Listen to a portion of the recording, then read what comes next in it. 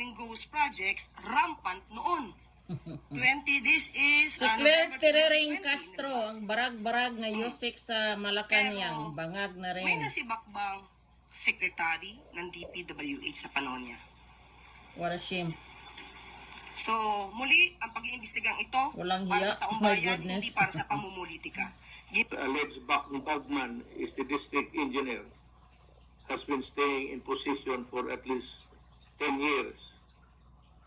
Secretary Mark issued an order for the transfer of the said district Miss you, engineer. Tatay Digong. May God bless you more. It has Stay not been strong. implemented due to the We love you. intervention of Congressman Sato. While Duterte sucks the the DPWH Secretary engineers linked to alleged DPWH is, corrupt listening practices now, at some maybe salons. somebody should relay the message na itong si district engineer, kung sino naman itong yawa na ito, Mas you yawa are na nagkaroon kaayo, Tatay Digong. beginning tomorrow. You are listening. This is nationwide. Appeal. Secretary Mark Villar, kindly implement the order.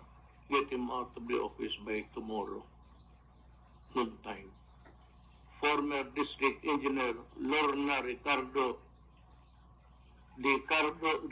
has been removed from her post due to the expose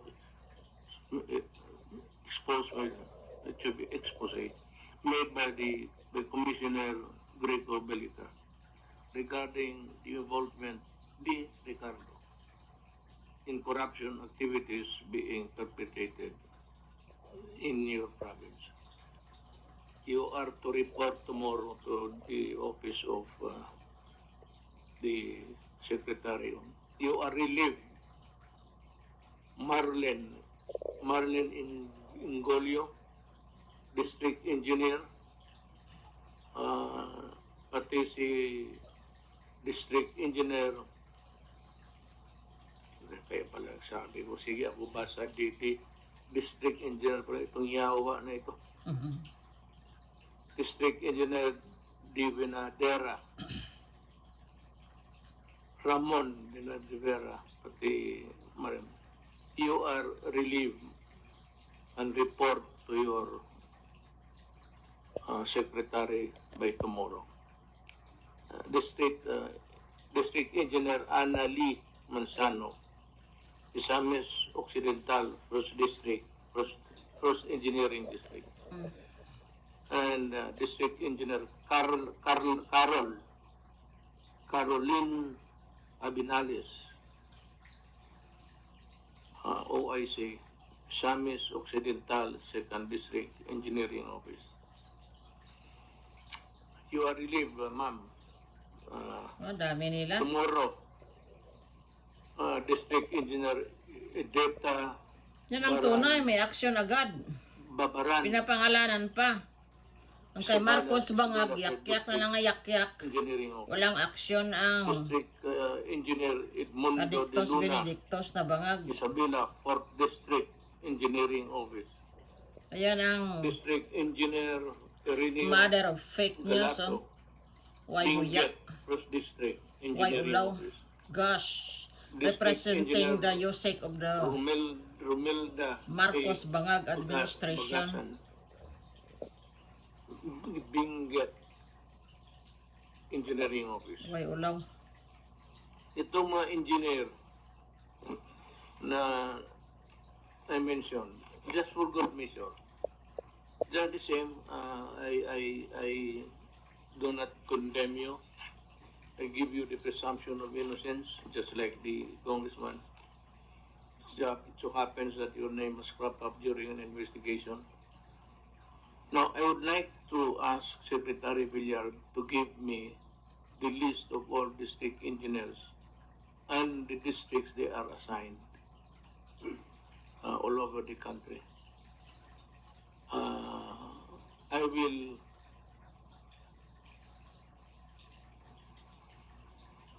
reorganize the assignments. Ikotin ko kayong lahat. Aquino started it, Duterte blacklisted it, Marcos cashed in. Maayong adlaw sa inyong tanan, magandang araw sa inyong lahat. Please share this video para marami ang makakita, and at the same time, lawakan po natin ang ating isipan para maintindihan ang mga pangyayari at issue sa those flood control projects, kung saan nagsimula, sinong nag-blacklist, at sino ang nag-cash in. Why the timeline matters in the Diskaya case. Let's try to look at this one. Bato asks Sara Diskaya, yung flood control projects nyo, kailan nag-engage? She answered, 2016 onwards po. Mauna ang nag-viral karon. 2016 onwards po. And gamit na gamit sa mga kakamping. Which is wrong. Mga day paminaw, Diskaya firms were already bidding as early as 2012. Incorporated in 2014. By 2015 and 2016 Aquino time, they already bagged 440 million worth of projects. Yes, they won contracts during PRR this time, but DPWH even blacklisted them in 2020 for delays. The bigger surge happened under Marcos Jr. from 2022 to 2025. And that is 31.6 billion pesos flood control projects. So why only highlight 2016 onwards, mga kakamping at pulangaw? Because it frames Duterte as the starting line, erasing the full timeline. Bayan! And ang sabi pa ni Cars Vanance, fake news. The truth, during Pinoy's time, the Diskaya were only getting small-scale projects like road repairs and bridges worth millions. The most Diskaya were able to get was 440 millions, all contracts combined. But things changed during Duterte's time. From millions, it skyrocketed to billions. In 2016 to 2017 alone, the Diskaya became top contractor of BBB, getting a contract worth 12 billion pesos. Yan lang siya nga. Yung news mo ang fake. Bayot. Let us not change the fact na namamayagpag ang pagyaman ng mga Diskaya sa panahon ni Pinoy. Because prior sa pagbidding nila sa 2012 sa DPWH, naging contractor na sila sa mga local government. Kailan nagsimula nagbidding sa DPWH ang mga Diskaya? 2012, sa panahon ni Pinoy. At saka sa sinasabi mong 12 billion pesos worth of contract na nakuha nila from 2016 to 2017. Ang tanong ko sa iyo, meron bang ghost project issues sa panahon ni Duterte? Issue ba sa panahon ni Duterte ang ghost flood control projects? Hindi. Kaya nga na-blacklisted yung mga putang inang yan dahil sa mga anomalya na pinanggagawa ng kumpanya nila. Ngayon, sabihin mo sa akin kung gaano kalaki ang nakuha nilang flood control contract sa panahon ni BBM. That is 31.6 billion pesos from 2022 to 2025. Wow. And ano ang issue ngayon?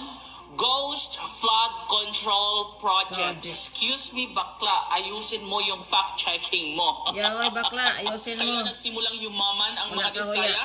Sa panahon ni Pinoy. Kailan na-blacklisted ang kanilang kampanya? Sa panahon ni Duterte. Kailan uli namamayagpag ang pagyaman ng mga Diskaya? Sa panahon ni Marcos Jr. Kasi renewed ang kanilang lisensya. Namamayagpag ang 31.6 billion pesos tapos wala kang makita kasi puros ghost flood control projects tapos ipapahid sa mga Duterte. Kaya ginagamit nyo ngayon ang statement niya sa 2016 onwards sila nag-start sa flood control contracts. Excuse me, 2012 sa panahon ni Pinoy namamayagpag ang kanilang pagyaman. Hindi sa panahon ni Duterte. Blacklisted nga, suspended nga. Paano kayo maman? Correct. Namamayagpag ulit sila. Bag 31.6 billion pesos in flood control contracts sa panahon ni Bongbong Marcos Jr. Kaya mag-isip kayo mga bakla. Grabe kagubot sa Pilipinas karong panahon na day. Nagkagubot sa ghost flood control projects and dapat lamang yun nato ng paghahisgutan. Pero ang ending aning mga kagubot, ang mapasanginlan, Duterte. Ang ilahang goal is to destroy the Duterte. Tama. Para sa 2028 sila ang mamayagpag. Correct. Klaro na kayo ang pattern diri ang dapita. Sa mga ginabuhat nila karon sa mga Duterte, kay Tatay Digong, kay Vice President Sara Duterte, ang issue sa ghost flood control projects, at the end of the day, Tatay Digong gihapon ang mapasanginlan. Magprinang kahanay ta diri ang dapita day. Duterte gihapon na. Mo nang kita diri magpadayon ta sa tuong pagtingog o barong taday kung unsay tinuod. Dili ta magpakabuta bungol ding dakita. Kay karong panahuna ang mga Peppa Pink ug ang mga Pulangaw nag-collaboration na sila day para ma-destroy ang mga Duterte. Ang dili ta mosugot ni ana. Kitang mga katawhan ang ato ang paglaom ang mga Duterte. Di ta mosugot day nga ang magunit na pod sa Pilipinas is mga elite, mga oligarchs, mga komunista ug mga NPA. Kung Correct. elite, oligarch, NPA o komunista ang mugunit sa Pilipinas, wa gyud tay padulungan diring dakita day.